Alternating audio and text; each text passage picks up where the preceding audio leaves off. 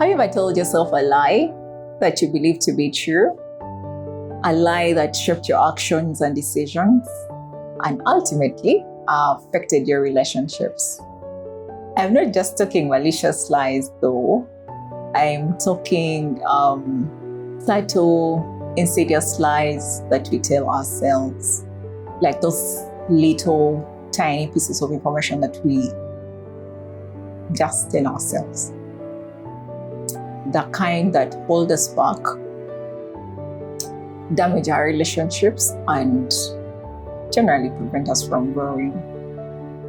As we navigate the complex webs of lies and truths, I'm your host, Sandra, the medical scientist.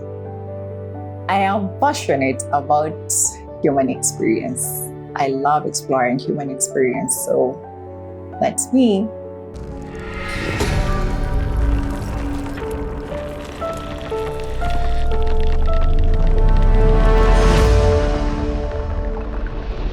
Welcome back to the Unfiltered Truths. Here we navigate life, we explore the intricacies, confront the challenges, and celebrate the triumphs of life, the things that give life that masterpiece that's worth living. Yeah, that's what this podcast is all about. So before I get started, last week's episode,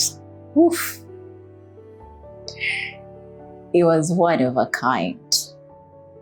It was one close to my heart, and it got me thinking about home, which sparked the idea of a series that we are going to be doing for the next couple of weeks.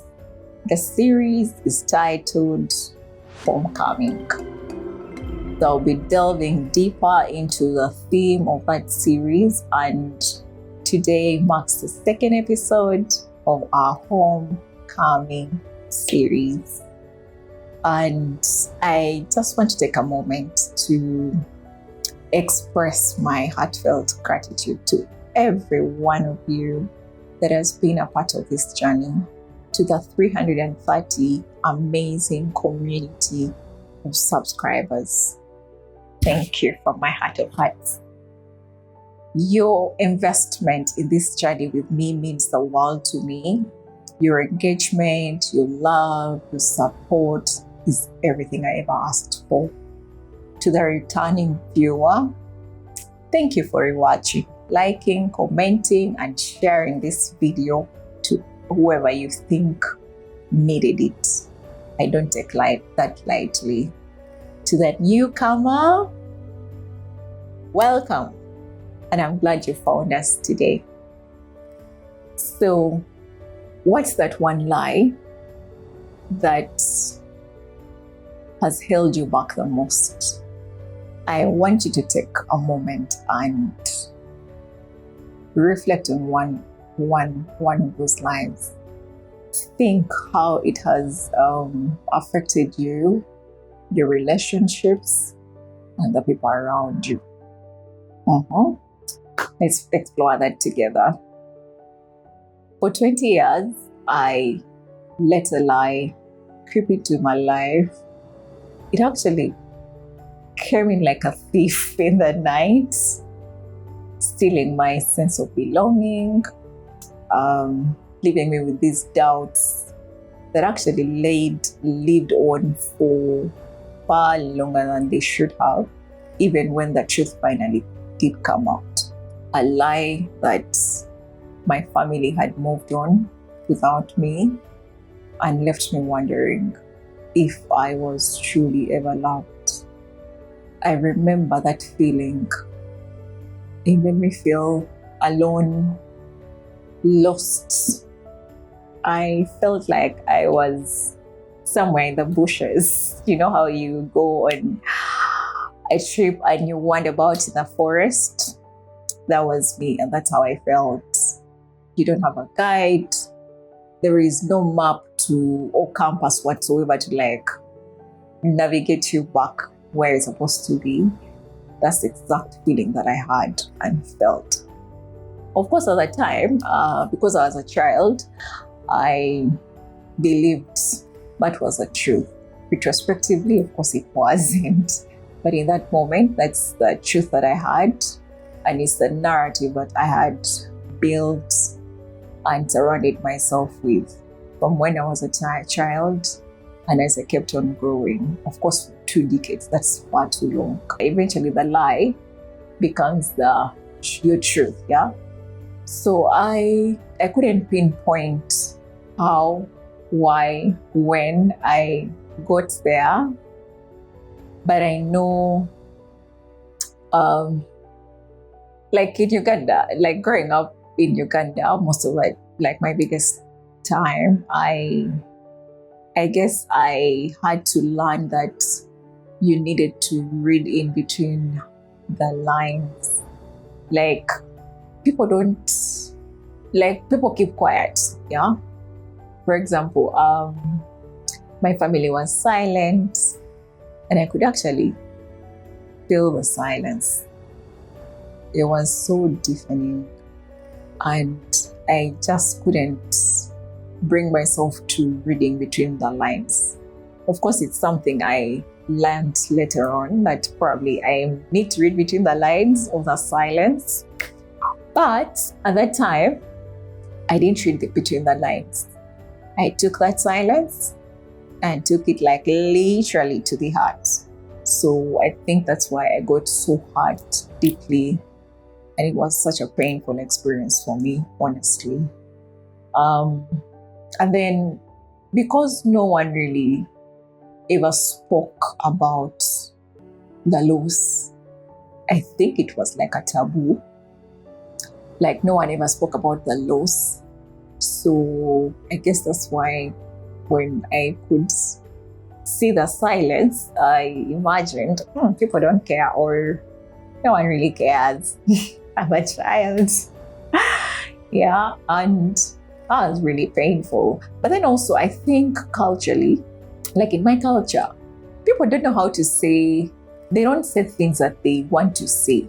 Yeah, they like instead of someone saying, oh, I missed you, how have you been? You know, someone will go off and be like, you're still alive. Or say, my goodness, you've grown too fat. Which later on, when I was trying to like learn in between the silence and then pick on these cues, I began to imagine maybe that was like their way of saying, oh my God, I've missed you so much that I didn't see the steps of growth that you have now turned into this big human being. Or like I blinked and opened my eye when you're this grown. So yeah, so that's how I would like somehow sometimes comfort myself and be like, okay, maybe they miss me if they make such expressions.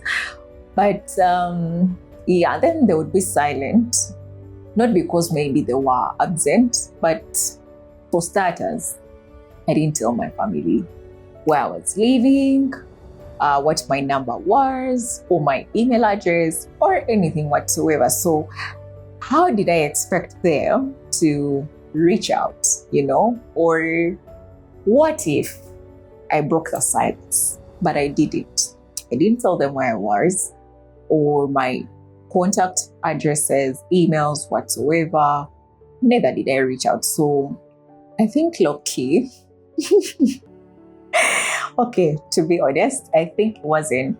Yeah, it's like text to tango, right? Mm-hmm. So then there was that. But I want to, when I look back, I think my lies or the narratives that I told myself were rooted in my own insecurities and fears. So I guess that's why I needed to hold on to the lies and just find something to tell myself that it's real and it's true. Yeah, because honestly, when I did make my trip, like I shared in the previous episode, this guy showed me love. Yeah, the moment I showed up, they showed me love. And uncle was like, oh my God, there's this big chunk of land that I need to give you, and was all up and about with all these enormous plans for me, like good things. So why was I even thinking they hate me? I don't know. Or they didn't care. Because someone who doesn't care, I don't think they would want to give to their precious things, because people value land. Yeah, and it's like an asset. So why would someone want to give me that I haven't worked for, that I haven't asked for, that I haven't bought? So I think I wasn't fair. But I guess that brings me to the part where I would want to share like some of the lies that we tell ourselves. And when I look at the lies that I was telling myself, I realized that it's not just me. I'm sure there are many of you out there who feel exactly the same way I was feeling, who probably have told themselves the same things I was telling myself. Yeah. And today, I want to share my story, and hopefully it can inspire you to learn how to navigate this whole process and the period and the season that you're in. Because life's a puzzle and we just need to figure it out. Me and you, I'm not like a life coach, life pro expert. No, we're in this to learn from each other. Learn from me, I learn from you. So I think the biggest one for me was fear. Like, I had so much fear of being rejected or hurt. Remember, I had already lost a parent. Okay, the reason why, and sometimes people may think, I loved both my parents. I loved my dad in life and still hold on to the memories even in absentia, because there were lovely memories created. I love my mom like deeply and dearly. But I think with my dad, it was, those parents, like, there's the good cop, bad cop, yeah? So my mom was like the bad cop, tough love, which is really nice. And I think I needed it because I was really a stubborn child. And then my dad was like the good cop, but more tougher than the bad cop. But he used, oftentimes, like, he gave me that carrot more as opposed to the stick. But that doesn't mean that I didn't like my parents. No, I loved both of them, and I'm grateful for the balance in the discipline and all the values they gave me, really. I appreciate both. So, but because the lies are tied to this one parent that I lost, that's why the story is going to be more inclined to the loss, to that. Yeah. So back to the point, I say I was so afraid to get hurt or be rejected. So I believed that they moved on. They didn't like me that much. Because why would I be trying to like reach out? I'm just a child. Yet you, the grown-ups, are not, trying. Because my way of love was more of, if you're a grown-up, express more to me, like show me. When you show me and you're expressive, I'll come to you. And that's exactly what my late dad used to do. Like, he would come, tell me, I love you, you're this, I'm proud of you, you've done this has made me proud, like this makes me happy. Like, so that's why I would come in wholeheartedly and also express my love. But because now, remember, I pursued love and care differently, yeah? I didn't expect them to be a replica of my father. And I think because no one was giving me that, so I held on to the version of love that I received from my dad, and probably couldn't see the version of love these other people were giving me. So for me, I felt like they didn't care. And that was wrong. So every time I thought of, what if I reach out? Who am I loving to them? And then they don't reciprocate it the way I wanted to receive it. Then for me, it would feel like I am being rejected. So I was like, you know what? They don't care. And that was the line. Like, I drew the line, and I'm like, I am done. They don't care. But then also the other thing is, I think I wanted to like control the situation. Yeah. Because you're like, if you're able to control the narrative, you can control the outcome, yeah? So I wanted to control the situation, be the one who, and I think to a bigger extent, it really shaped me towards that direction. Like, I fear to like take the back seat and let people, because I'm so worried. I'm like, I don't know what's going to happen. Are they going to do it right? Like, I'm in that state. But little did I know that trying to control this whole situation, the narrative, the outcome, was only stopping me from like forming those deep, meaningful relationships. And I mean all ships, family, friends, any relationship in general, really. Like, it was so hard for me, very, very hard, that it felt easier for me to like pour into you and give you because I am sure of me. But because I wasn't sure of you, I couldn't just let loose and relax. So I think that was also that.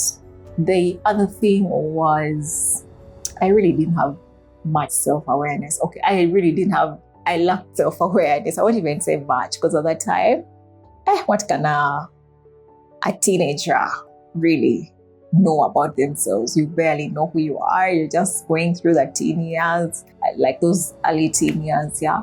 So I just didn't know who I was. I was lost, for sure, for lack of a better word. I was lost. I didn't know who I was. So my thoughts, my feelings, my motivations were just there all over the place. And whatever popped in my mind is what I went with. So if you gave me an aura of, maybe it was just a bad day and I talked to you a certain way regarding this thing, and then you gave me some vibe, I took it literally to heart. I'm like, okay. So for me, it was like that. But then over the years, as I began to do the work, and in retrospect, I started to learn who I was, who I am now. Now I'm very much aware of who I am. I don't take things to heart really that much. I'm not yet there. Sometimes I do. I'm not yet there. But I'm a work in progress. I'm really much better than the way I was like 2 decades ago. But then the other one would be, the other one would be, I thought I wasn't enough. Like, I wasn't enough. Sometimes I would be like, is it because I'm not a boy? Is it because of my gender? Because there's a time when before my grandparents passed, and there used to be stories that for a long time in my household, we were girls. So we didn't have like a brother. And of course, this is a bit personal. Of course, some in-laws, relatives, would make a big deal about the boy child, yeah? And I saw how that affected my mother. And sometimes parents think because you're young, you don't see, you don't hear, you don't understand. But I did understand exactly what that was, and the pressure you put the wives of your male relatives in just to have male children. So for me, I'll be honest, for the longest time, that didn't sit well with me, and it gave me something towards the boy child until when I did have a brother. So when that happened and they weren't reaching out enough, like when they weren't reaching out, so I thought maybe I'm not enough because I'm a firstborn and I'm a girl, I'm not a boy, maybe that's why, So in my mind, I kept on thinking, maybe they only value male children, yeah? But then also now when I look back, they never even came to reach out and ask about my brothers either. But I think because there was that prior bias about the whole gender thing, so I began to think I wasn't good enough. But the truth is, we just need to appreciate everyone's strengths, everyone's weaknesses, and then act and then know that we are good enough just as we are. And right now, I know I am good enough. I would have never asked for it any other way, to be a boy or to be a middle child or to be anything. I'm just good enough the way I am. Firstborn child, and who's a girl. Shout out to firstborns.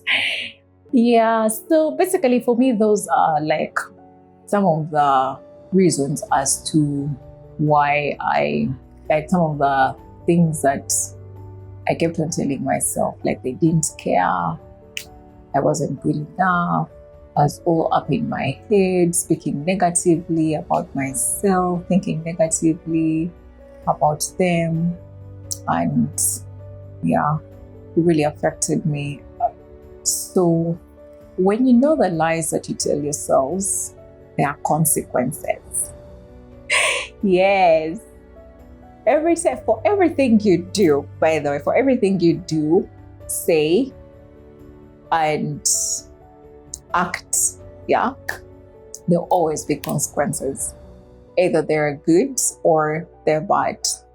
So because I was telling myself these things, I'm not good enough, they don't care about me, yeah, or they don't love me, I began to feel the impact. Yeah. So they impacted me in different ways. Because 20 years is not a small time. That is a big, it's a long, long time. It's almost half my life, yeah, living like that. So that means they're going to shape your perceptions and beliefs, how you act towards people, yourself, and your surroundings, your decisions, the ones you make for yourself, the people around you, and everything in between. So I began to see things like self-sabotage.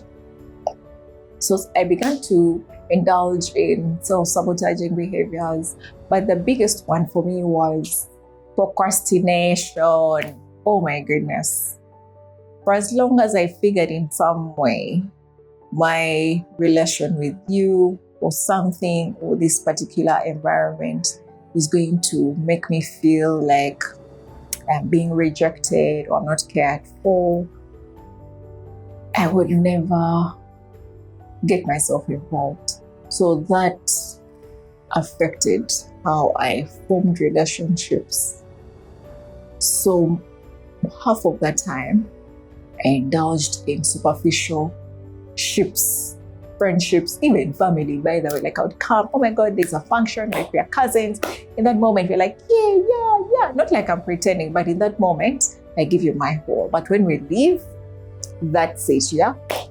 So even with friends, like I could show up and all those things. So I realized I would feel lonely, yeah?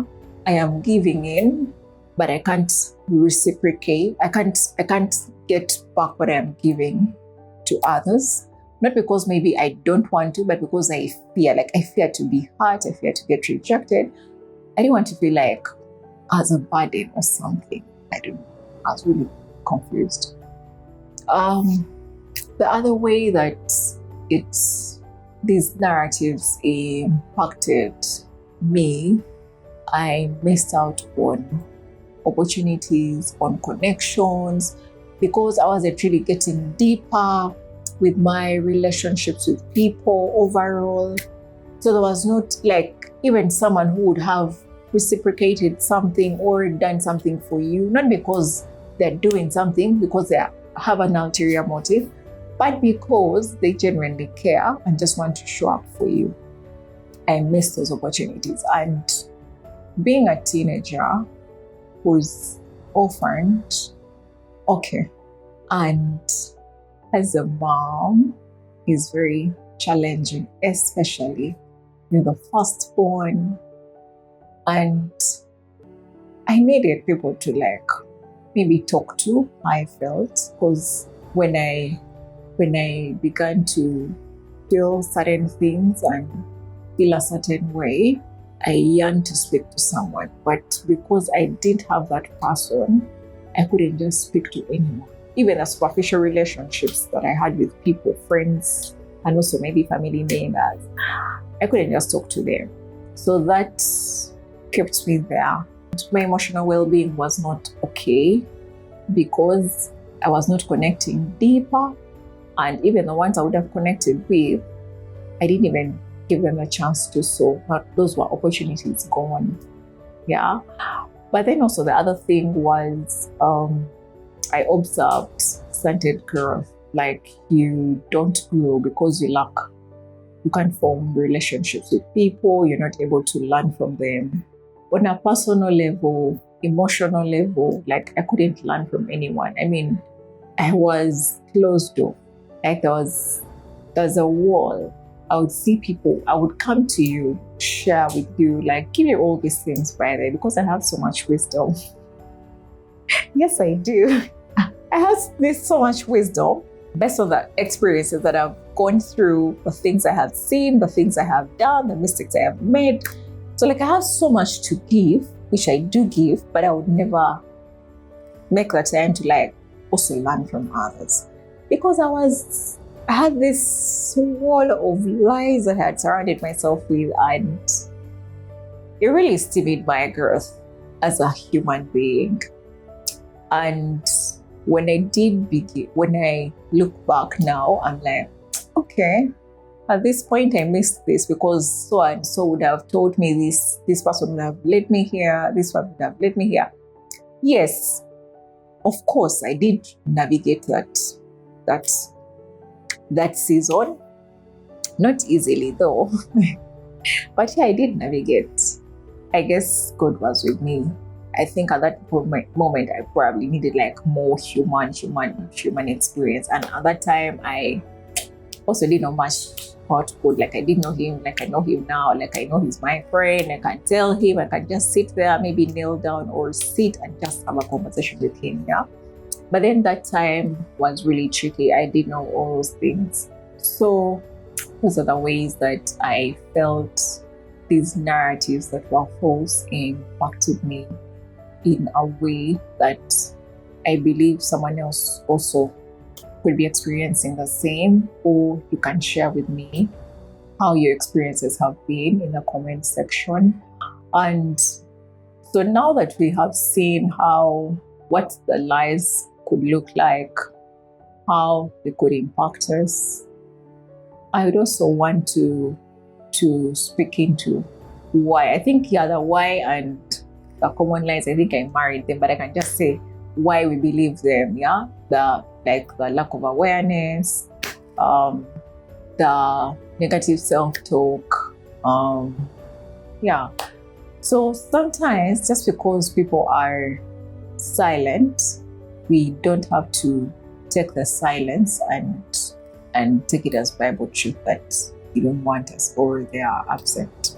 So we have to find ways of getting out of these deceptive narrations that we build around ourselves, that we probably tell ourselves, maybe to go to bed or for whatever reason. I think for me, mine was the reason why I had all these things was to numb pain. My biggest reason for all these narratives, to be honest, was numbing pain. Because at first I was flat emotioned, not because I'm flat emotioned, like I didn't know whether I should cry, scream, sing, laugh, joke, or what.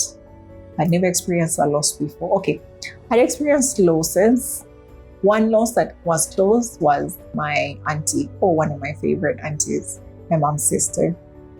She was lit. Had she been alive, I am very sure I would have adopted myself into her home. Anyway, I loved her so much that, yeah, she was like my mommy, yeah. And she was always home with us, with mom. And then when my parents were like not around, I would be with her. Basically, I was freest with her, besides my mother. Okay, and then my dad's loss. Now that one was like one that woke me up. You know how you watch movies and you see people dying and you're like, okay, they're dead, it's just a movie. Lucky, even when my auntie died, I felt some ish pain. I felt sad. But the loss of my dad like shook me up and got me out of my movie phase to reality. So I guess the pain was so unbearable that it first numbed me in the beginning of the years when I just lost him. So I had to find ways to cope. And that's how I had to cope. Cut out people, have all these things they don't care about me. I then began to say, oh my God, I'm not good enough. So those ones, because they want boys, so I'll not interact with them and all those things.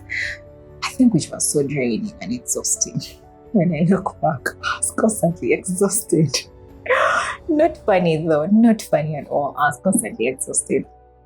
But anyway, finally, I did get the chance to break free from those narrations. Like I said, I am not 100% where I need to be, but I'm much better now. Like, I don't think those things anymore.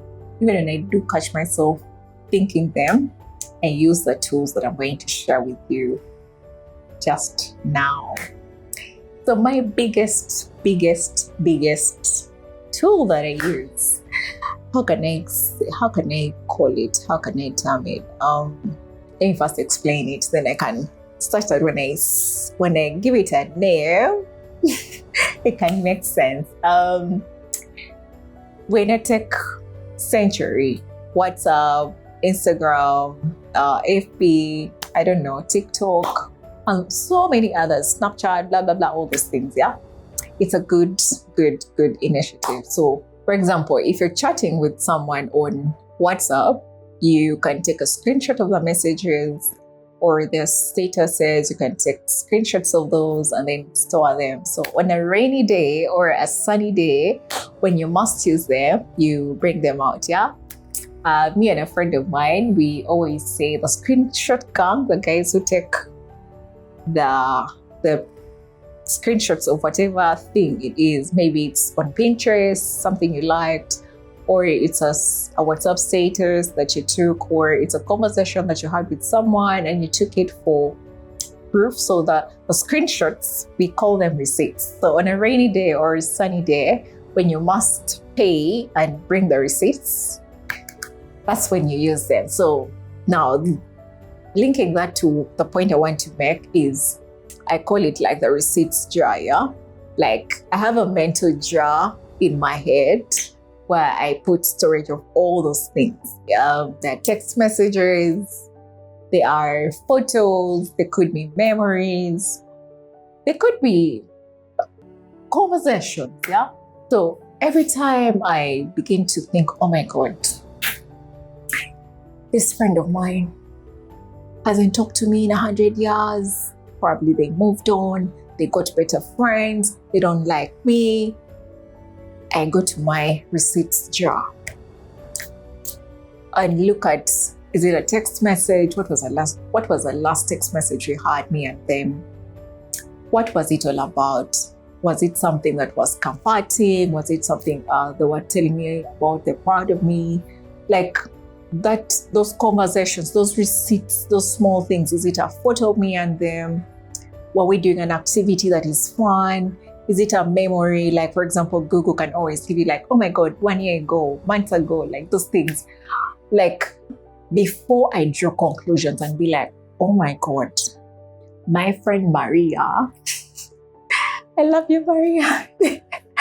My friend Maria hasn't talked to me like in 100 years, but we really had good conversation. So I shouldn't be thinking otherwise. Of course, in the moment, to be honest, even me who's speaking, in the moment, it's so hard.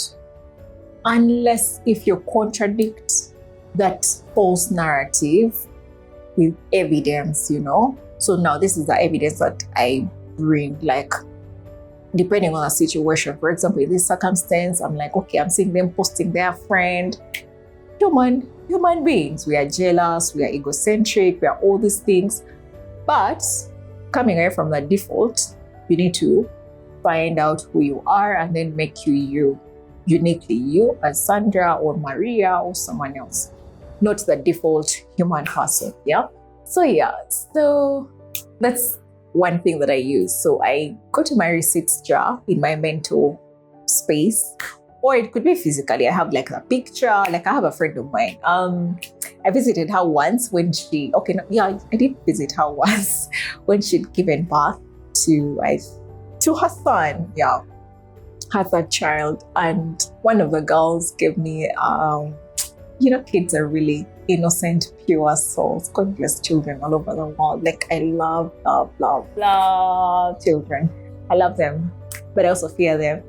That's a conversation for another day. So give me this drawing that had like some paintings. So she was like, Auntie, this is for you. This is mommy, daddy, me, my sister, and my baby. And you're here. Like, it warmed my heart. Like, I almost shed a tear.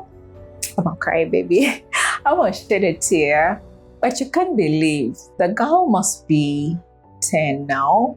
I think at the time she was 3, but I still have that thing. And every time I think of my friend, not her mother, not being in touch with me oftenly or something, I'm like, no, but if she didn't like me or if she didn't love me enough, she wouldn't have let me into her home where there are her children, Okay, I don't know how people take it, but I take home as a sanctuary, a safe space, your safe haven. So she couldn't let me in such a space if she didn't love me, she didn't care about me, or she didn't hold me on a pedestal in a certain way. So I'm like, wow, how did I give me this? So I'm like, it's just adulting that's happening. But of course, when you reach out to her, you're like, hi, what's up? She talks to you well. So why would I be having these, these things of, oh my gosh, she doesn't care about me?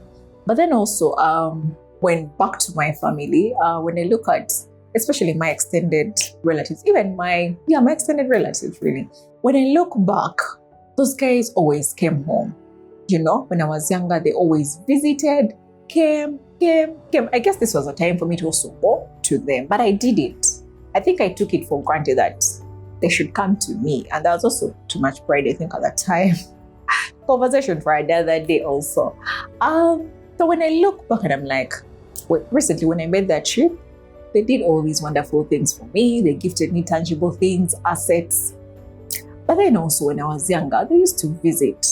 And actually now, as I speak, they now took my number. Like they call, not so the relatives who are like going to call and be like, oh my God, your other uncle had swallowed a slasher, so we need money. Apana.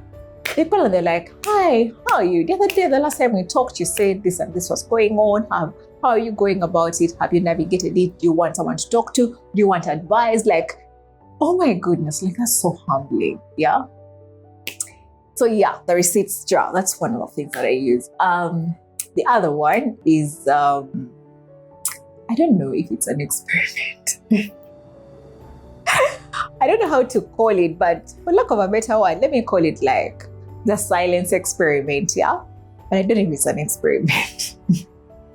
But anyway, I'm just giving you the tools that I use. So let me term it the silence experiment. So in this silence experiment, I intentionally, I know for starters, I'm terrible with reaching out. And to my friends out there, I'm a passionate lover. I will literally kill, die, break a leg and arm for you if I can.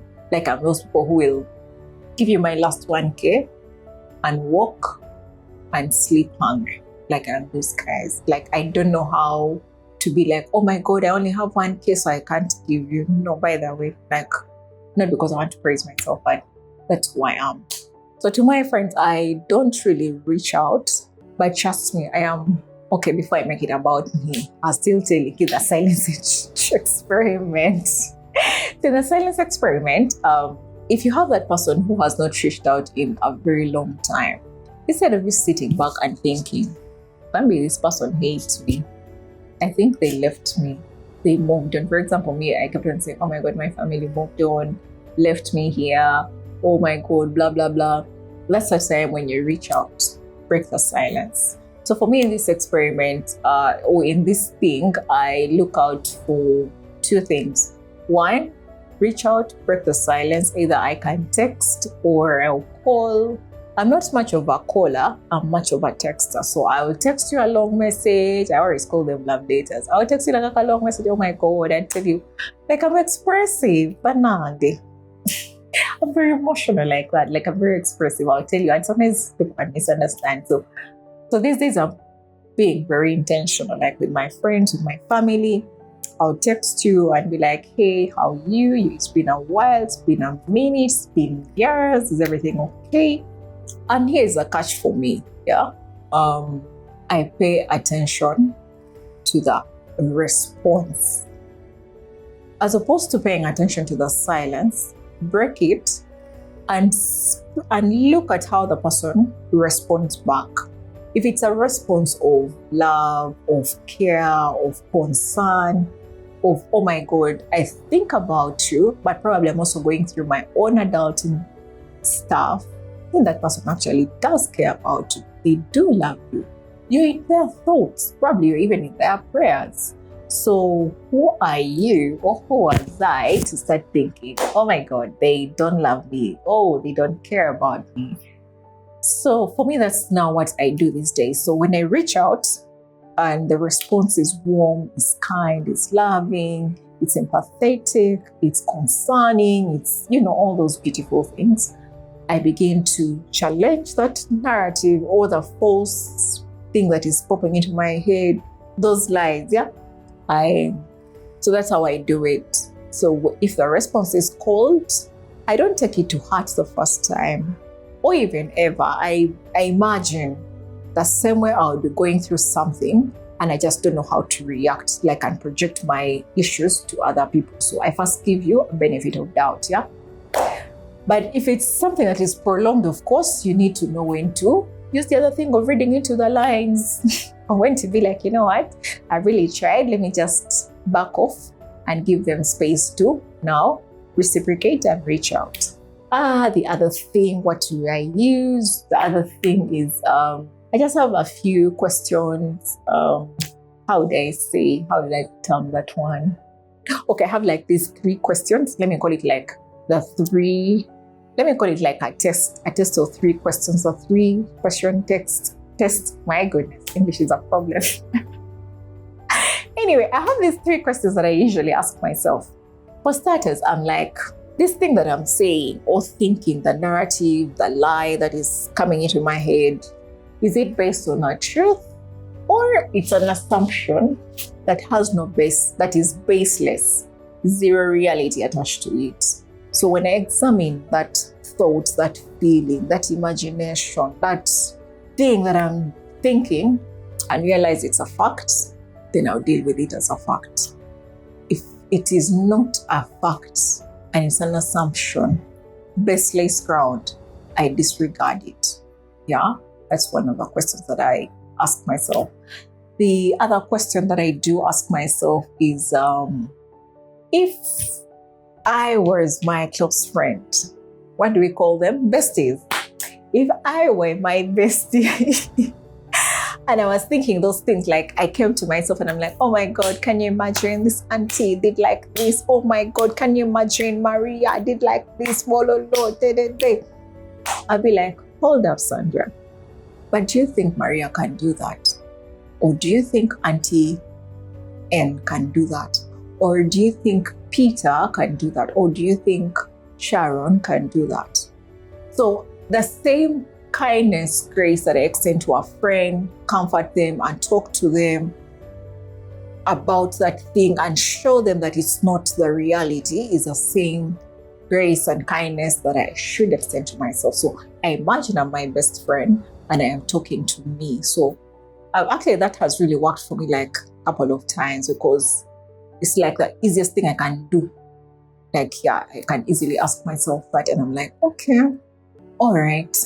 Then the other question that I ask myself is, what is the, like, here is the lie that I'm telling myself, oh, I'm not good enough.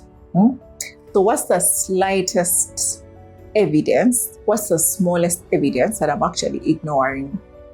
You know, like I'm ignoring things that contradict it and wanting to believe it, yeah? Like if I'm saying I'm not good enough, what is the slightest chance that I'm actually not good enough? So I begin to look for things that contradict this I'm not good enough statement in my head. And I'm like, but I'm good enough, you know? Yes, I fall short of this. Maybe I didn't do this, but I showed up here. I acted responsibly just like I would have. I did ABCD, you know, if it's family related or if it's towards a friend. So once I do have those questions with me and I examine them thoroughly and observe that there is nothing that really points towards the narrative that I'm having, then I disregard that. So for me, those are the tools that, the few that I can share that have worked for me, and I hope they can also work for you. You can pick one or two and then use them one by one. Sometimes you can use all three. Like sometimes I find myself that I need to use all of them at the same time. Sometimes I just need one. So yeah, tell me in the comment section still what your tools are, or how do you do it? Like I said, we want to learn from each other's experiences, become better beings, yeah? So now that we have learned and equipped ourselves with these tools, yeah, I want us to like put them into practice and challenge the narrative that has been taking control of your life. This coming week, I want to challenge you to confront a lie that has held you back the most. Write it down and contradict that lie with evidence. You can share with me on my social media handles at Pransky Bay, but also in the comment section below.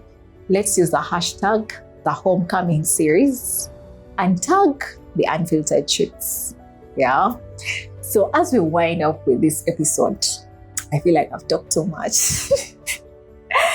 I want to leave you with Maya Angelou's powerful words. I love Maya Angelou, by the way. She's one of my inspirational motivation speakers. But anyway, I want to leave you with these words. As she says, when you know better, you do better.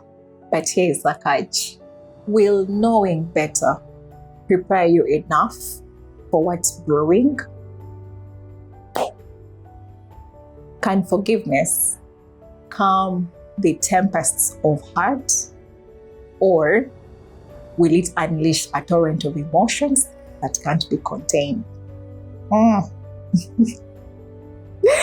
you anticipating something? Or is the anticipation growing, building? Yeah? I can feel it in me. The apology I have been waiting for. Will it bring peace? Or will it ignite a fire that will consume everything? This one, you don't have to miss it. Tune in next week for the next episode, because I'll be spilling the tea about the apology that shook things. And the shocking truth, dash. Anyway, what are you guys waiting for? Let's go subscribe, hit the notification button, join this conversation by liking, commenting, and sharing this video with someone who needs to hear this. Let's get this conversation started and build a community of truth seekers together and only. Until next time, stay tuned and stay true to yourself. Bye. I value the time you've put in to watch this video. Thank you so much from my heart of hearts. If this message resonated with you in one way or the other, please subscribe. The purpose of this podcast is to bring hope, restoration, and resilience. Let's share this video with every one of us that we know is going through something and needs comfort